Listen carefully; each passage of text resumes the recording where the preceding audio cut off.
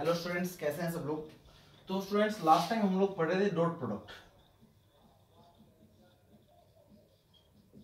जिसके अंदर हम लोगों ने देखा कि vector a dot vector b, इसका रिजल्ट आता था अपना a b cos theta. Shortcut भी देखी थी हम लोगों ने। इन केस आपको दो वेक्टर्स के बीच का एंगल निकालना हो और आपको गिवन हो कि ए डॉट बी की वैल्यू इतनी है, या फिर आप a dot b find out भी कर सकते हैं। कैसे? शॉर्टकट से। आई को आई से, जे को जे से और के को के से मल्टीप्लाई करके ऐड कर दें। ए का मतलब था मैग्नीट्यूड ऑफ ए, बी का मतलब था मैग्नीट्यूड ऑफ बी। तो दोनों को अगर मैं मल्टीप्लाई करके डिवाइड में ले आऊं, a dot b, a vector dot b vector divide by a b is equal to कितना आ जाएगा अपना कोस थीटा। तो हम लोग वहां से कोस थीटा की वैल्यू भी फाइंड आउट कर सकते थे। चलिए आगे, आज हम लोग जो टॉपिक पढ़ने जा रहे हैं वो है अपना क्रॉस प्रोडक्ट।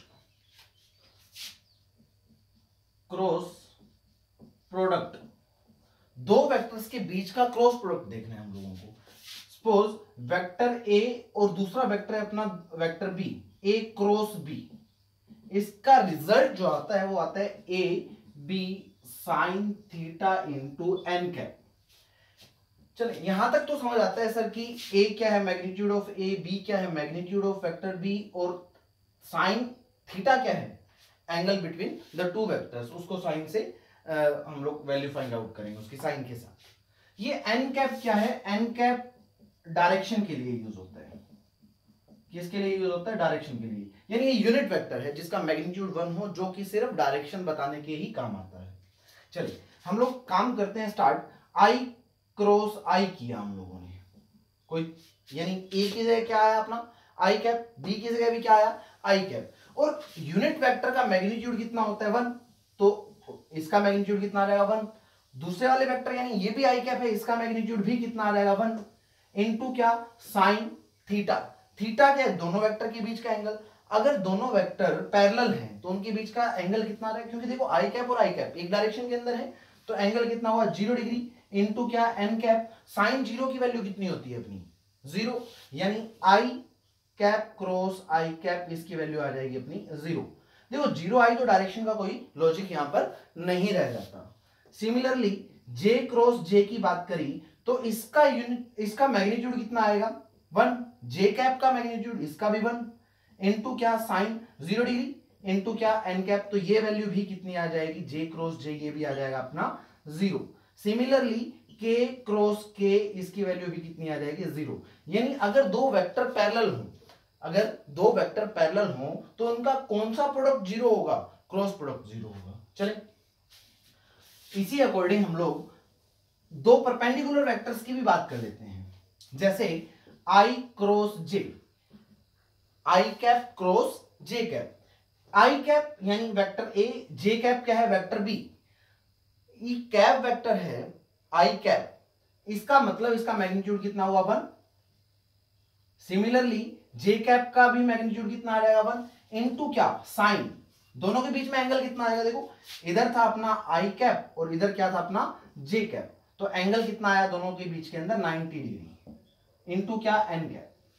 साइन 90 की वैल्यू होती है अपनी 1, तो ये वैल्यू आ जाएगी 1 into 1 into 1 into n cap, यानी कितना आ जाएगा? ये 1 एन कैप।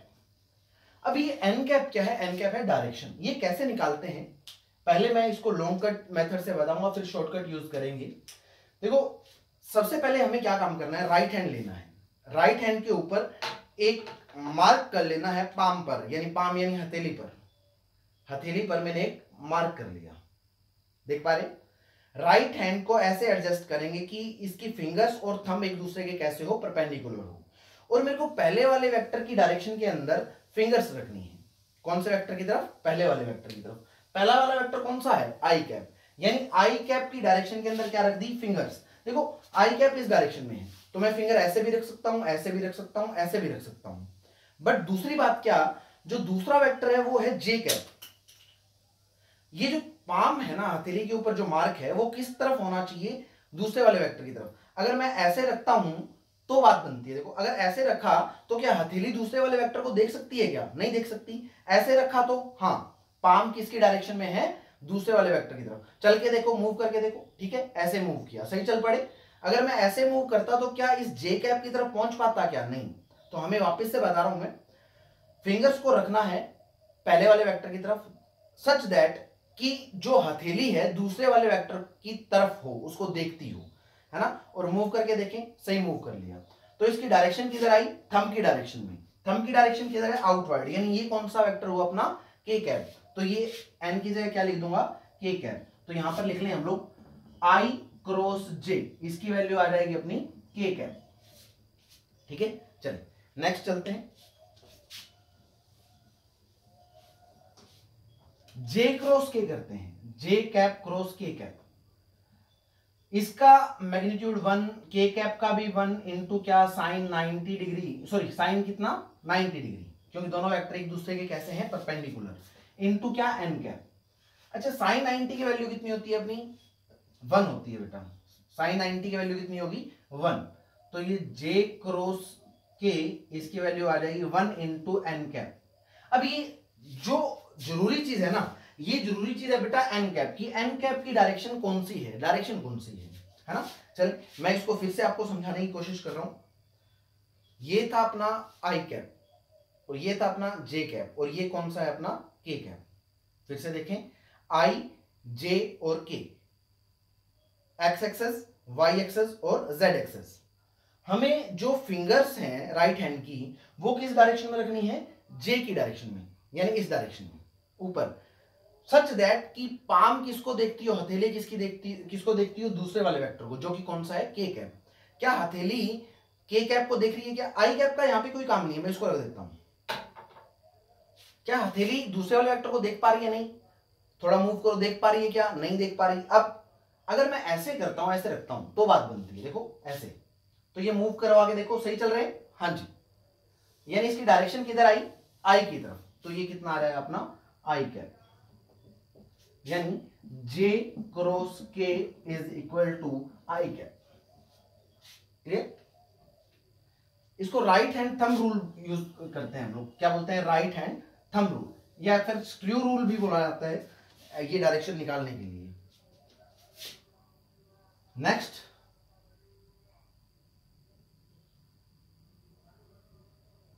आई क्रॉस के,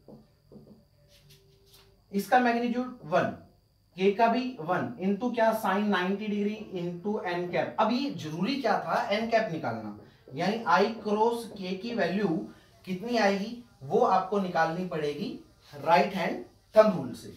इधर क्या था अपना आई कैप, इधर क्या था जे कैप, और इधर क्या था आउटवर्ड, ये था के कैप। हमें आउटवर्ड के की तरफ फिंगर रखनी है। देखो अब क्या पाम आई कैप, सॉरी हमारा पहला वेक्टर कौन सा था, आई कैप, इसलिए मैं कहां फिंगर रखूंगा, आई कैप की तरफ। क्या ये पाम दूसरे के कैप को देख पा रही है क्या, नहीं देख पा रही। थोड़ा मूव करो, यहां पर रखो, अब देखो सही है ना, हाँ देखो डाउनवर्ड आ रही डायरेक्शन, डाउनवर्ड कौन सी है, माइनस जे कैप, कौन सी है, माइनस जे कैप। इसकी शॉर्टकट देखते हैं हम लोग बेटा। अभी आपको एक सर्कल बनाना है और उसको क्लॉकवाइज चलाना है। देखो क्लॉकवाइज, यहां पर लिखना है आई कैप, यहां पर लिखना है जे कैप, और यहां पर लिखना है के कैप। अगर आप क्लॉकवाइज डायरेक्शन में चलते हैं तो आपकी डायरेक्शन आ जाएगी पॉजिटिव, अगर आप एंटी क्लॉकवाइज चलते हैं तो आपकी डायरेक्शन आ जाएगी नेगेटिव। जैसे आई क्रॉस जे करा आपने, क्या करा, आई क्रॉस जे, कौन सी डायरेक्शन में चले, क्लॉकवाइज के अंदर, यानी क्या आ जाएगा positive. I cross j is equal to positive. Next term कौन सी है, के, तो प्लस के लिख देंगे।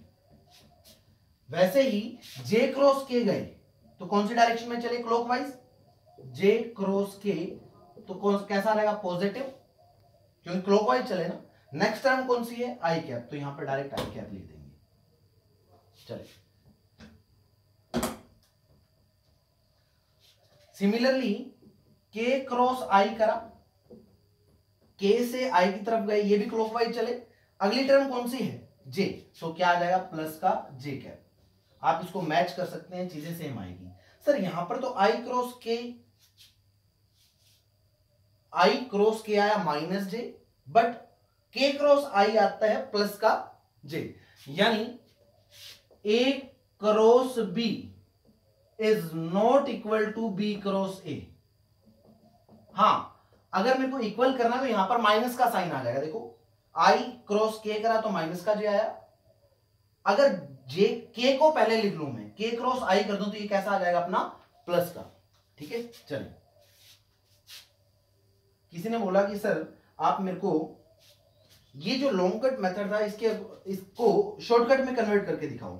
I क्रॉस K करना है, I से किधर जाना है, K की तरफ। कैसे डायरेक्शन में चले, एंटी क्लॉकवाइज, तो कैसी आ जाएगी साइन आपकी नेगेटिव। नेक्स्ट टर्म कौन सी है, J, तो यहां पर क्या लिख देंगे J। ठीक है, चलिए आगे चलते हैं। उम्मीद है कि आप लोग इसको घर पे जितना हो सकेगा प्रैक्टिस करेंगे। पागलपन करना पड़ेगा इसके लिए, है ना। कोई दिक्कत लगे तो आप मेरे से कांटेक्ट कर सकते हैं बेटा। चलिए, अब हमें यहां पर थोड़ा सा लिख लेना है कि भाई चलो लिखना क्या है। हमें इतना शॉर्टकट पता चल गया कि आपको एक सर्कल बनाना है, आई जे के लिखना है। क्लॉकवाइज चलेंगे तो पॉजिटिव अगली टर्म आ जाएगी और एंटी क्लॉकवाइज चलेंगे तो नेगेटिव अगली टर्म आ जाएगी। किसी ने बोला कि वेक्टर ए है आपका 2i cap plus 3j cap plus 4k cap. Vector b है अपना i cap plus 2j cap plus k cap. आपको a क्रॉस b बताना है, ध्यान रहे, a क्रॉस b बताना है। तो पहले a टर्म को लिखेंगे, उसके बाद b को लिखेंगे इसकी सीरीज के अकॉर्डिंग। a कितना है अपना 2i cap plus 3j cap plus 4k cap cross b कितना था i cap plus 2j cap plus k cap.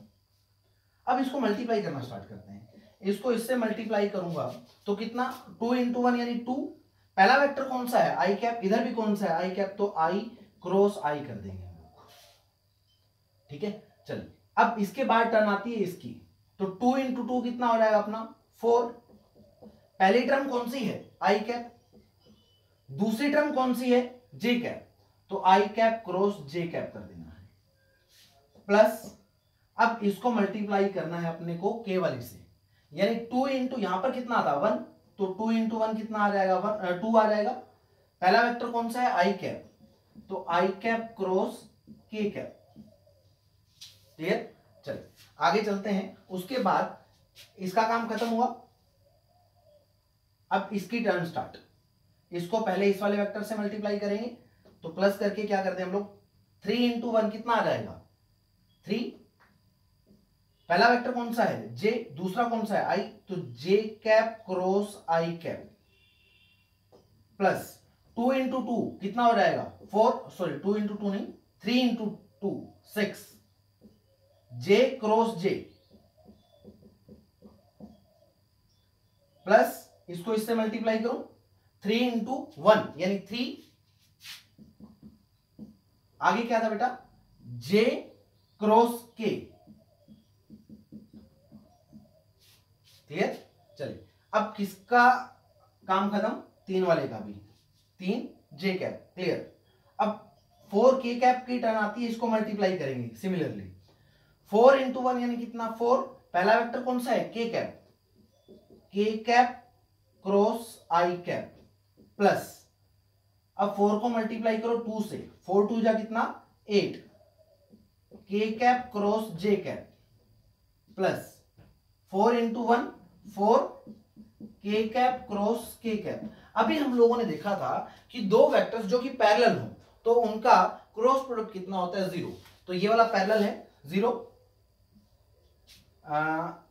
ये वाला j क्रॉस j ये भी कितना आ जाएगा 0।